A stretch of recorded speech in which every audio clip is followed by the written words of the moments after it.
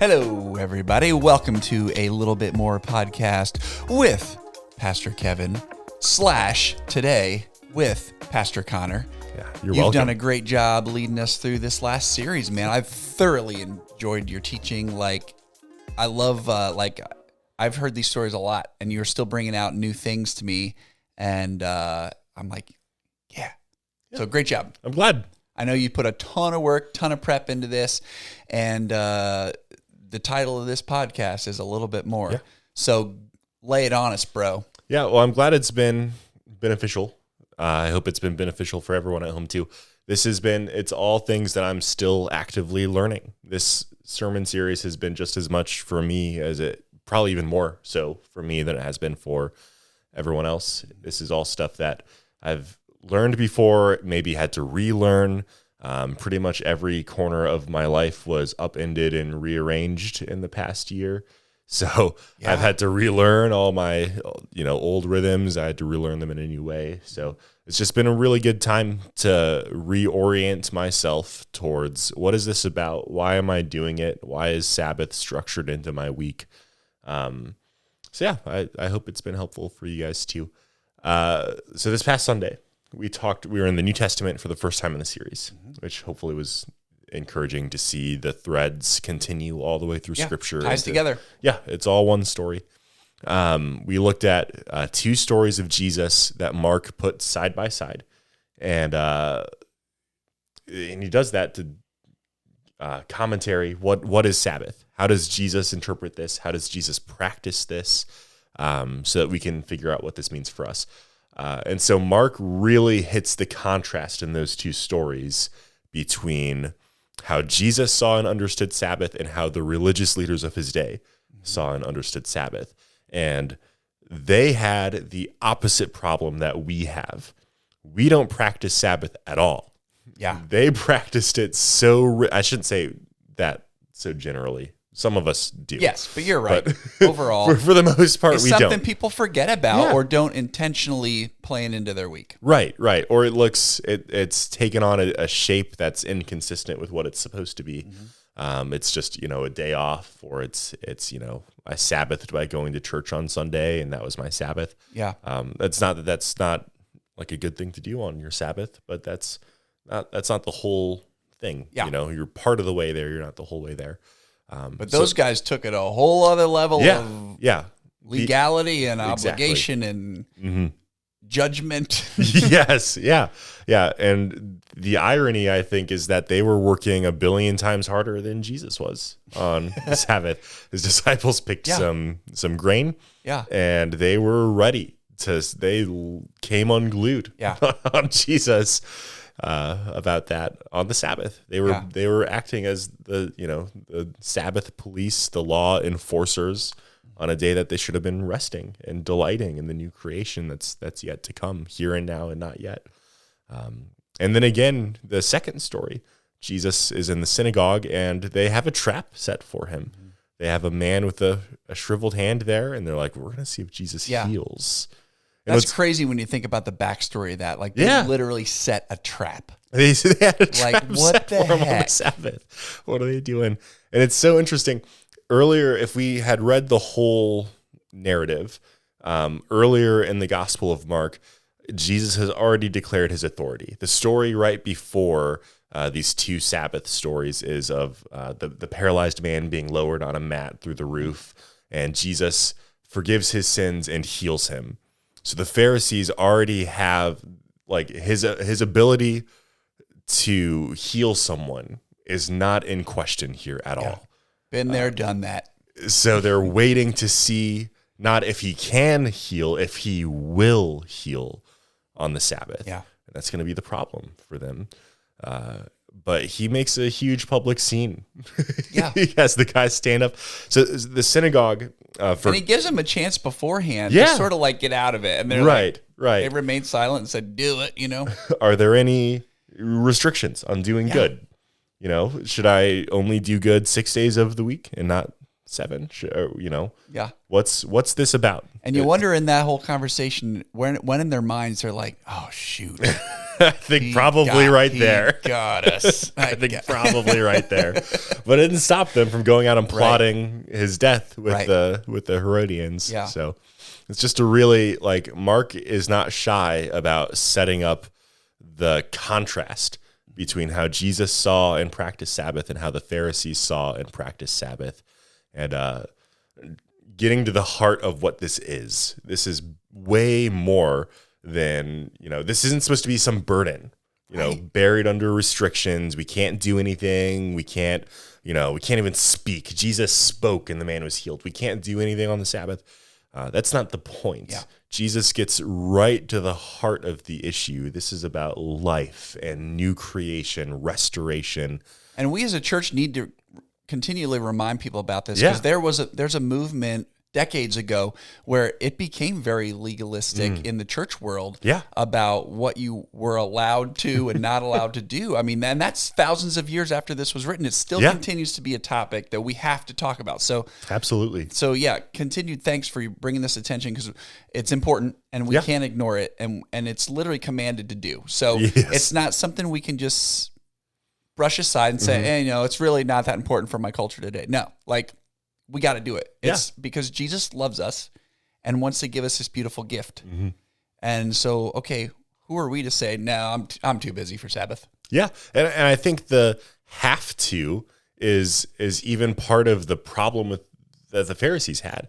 We have to do this. This is how it has to look. The only parameter on this is don't work. So we're going to define that. and they had the whole documents about Sabbath, just adding rules to it.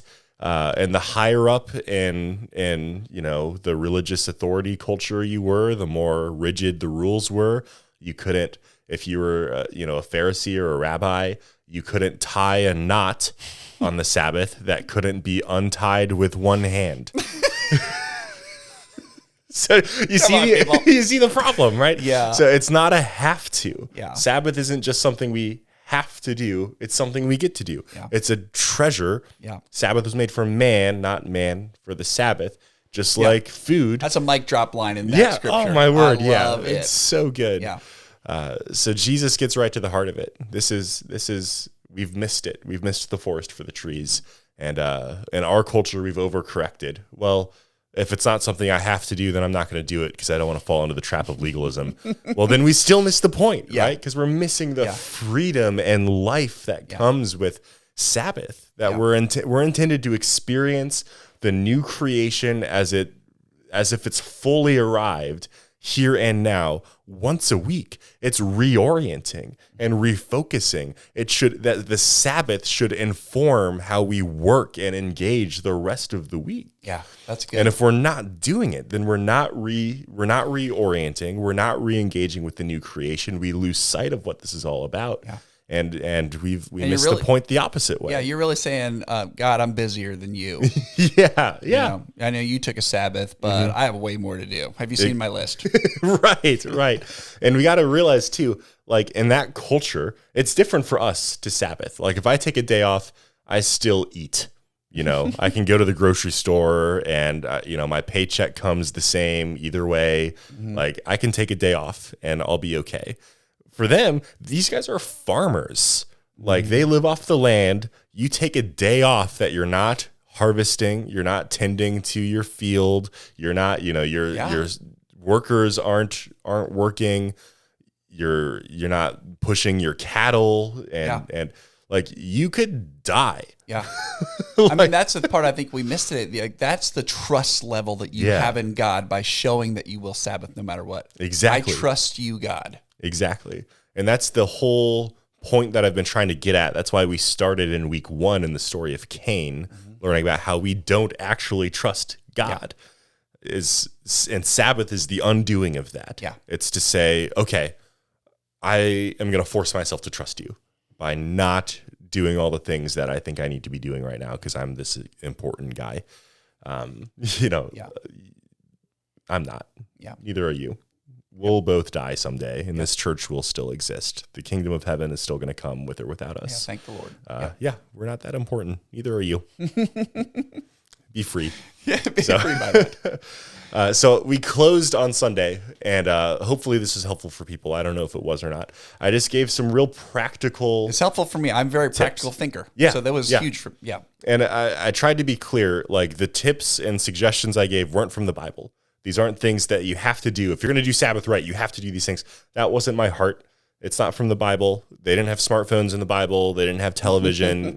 Some of the things that we need to implement are different from Jesus's day. However, I think that some of these suggestions will be helpful for a lot of us as we try and figure out how do we make sure we don't miss the point. Yeah. So I threw some suggestions out there. This is what this could look like for you, for your family, in your home, each week as you learn to practice Sabbath together in a community with one another. Things that have been helpful for me. Now, that said, I tried to give suggestions that would be helpful across the board for everyone, no matter their season of life. But I'm also, I'm not a parent. And so Sabbath is going to look different for people with kids, for people with babies. How do you rest when you have a screaming baby in your house? How do you rest when you have, 4 kids all between, elementary school and high school, and they're in 5 different sports between them? And like, how do you do that? You've got something every weekend. There's always errands to run. When do you clean your house because you're not there because you got games and practices? So I wanted to ask you, because you are a parent. Yes. Yeah. So, I have friends in ministry who have given different answers to this. I got a friend of mine who's got kids between, toddler to middle school who are all in sports except for the toddler. Yep. And, so their lives are really busy, and their Sabbath is just, we can't take a whole day, but we can take, 2 hours on a Sunday afternoon. This is quiet time. We're going to slow. We're going to stop. We're going to rest. We're not doing anything. We're not watching TV. Devices are turned off. Mom and I are going to nap, and you guys can. So, no, you hit the nail on the head. Everybody's Sabbath should look different. Yeah. Because we're uniquely and individually created by God in how we respond to him in worship, but also how that's going to look, how we respond in Sabbath. So you could ask 100 different people, and if they're doing it right, you could have 100 different answers. Yeah. And that's the beautiful thing about this. Sabbath is supposed to be freeing and really fun. Like, it's not supposed to be something, I have to do this. Like, then you're totally missing the point. Yeah. So for us, I thoroughly enjoyed spending time with my kids. Like, Amber and I thoroughly, all through their different stages of life. So what we would do is do something where we were intentionally together doing something fun. And that wasn't work for us at all. Yeah, like, we said, okay, what are we going to do today? Let's go on a bike ride. Let's go to the zoo. Something we all loved and could thoroughly enjoy together. But at that same point, we're being free in that. You're not forcing me to go to the zoo to spend time with my kids. That's how the Lord wired us. And so we were honoring him by saying, we're going to take this time to honor our family together just by doing something we all love. And so, but you have to guard that time. If you're not guarding that time, you'll fill it up with more stuff to do. So this is not about filling up with stuff to do. And I think I told you this a little earlier, like for Sabbath for me, I think is easier because I've always been somebody who guards the fun in my life. I really do. And for me, Sabbath is so beautiful and freeing and fun. I'm not going to miss that. So find what works for you, what brings your soul freedom and peace and enjoyment, and dive all in on it. Yeah. But then don't force somebody else to do the same thing, because that could be like, oh my word, you're making me spend an afternoon at the zoo with my kids. That sounds miserable. Yeah, that's fine. Literally, look at who you are. Look at who your family is, who your kids are, what they will enjoy, and teach them to learn how to rest together. And just, so that's my biggest piece of advice is just know who you are created to be as a child of God, know who your family is created, and then work on that together to find ways to Sabbath. So it's going to be different, and that's a good thing. Yeah, I think that's perfect, and that's helpful. My suggestion was don't rest from your kids, rest with your kids. but I also understand maybe there's people that are like, you're crazy, dude. You don't have for kids. sure. You don't have Yeah, any no, there's idea. gonna be a mom or dad out there that says I can't do that. I would rather say, hey, we're gonna get a babysitter, and you and I will go out on a date, and that's totally fine. Yeah, like absolutely. I said, nobody's gonna judge you on this if your intentions are correct. Right. And that's what it comes down to. Don't miss the point. This is to bring yourself spiritual refreshment with the Lord to be recharged and ready to roll in your next week. And so, like, if you have that mindset, it is truly a beautiful thing that you will learn the more you do it correctly. You cannot live without. Yeah. You will realize more, like it'll be more obvious to you when you are and why you are fully drained because you didn't prioritize that in the week before. So that's what I've learned. That's great. That's helpful, I hope, for people, you know, so you don't have to take my word for it. You got a parent's perspective. You can Sabbath with your kids. You can Sabbath from your kids. There's a few different ways to do it. You know, I know people who, you know, the father Sabbaths one day and his wife, the mother, takes care of the kid on that day, and then they switch the next day. Try different things. Don't be afraid to try different things. And use your love language. Like if you love playing golf, go play golf. Yeah. You know, I mean, if you love gardening, people will be like, oh, don't garden. But maybe you love to be out in the garden and just be with nature. Like, make sure you don't pick any, you know, grain to snack on. That's true. You're snacking on those dandelions while you're out there. Watch out. But seriously, bro, thank you. Yeah, I love your insight on stuff. You bring a different voice and a different mindset that I thoroughly loved, and I know our church has. So thank you for all the hard work you put into this. I hear you in the office below me practicing, and like I know it's like you put a lot of work in this, and it is very well received, and we're grateful for it. So it's my pleasure. Until next time, y'all, that's a little bit more. We'll see you.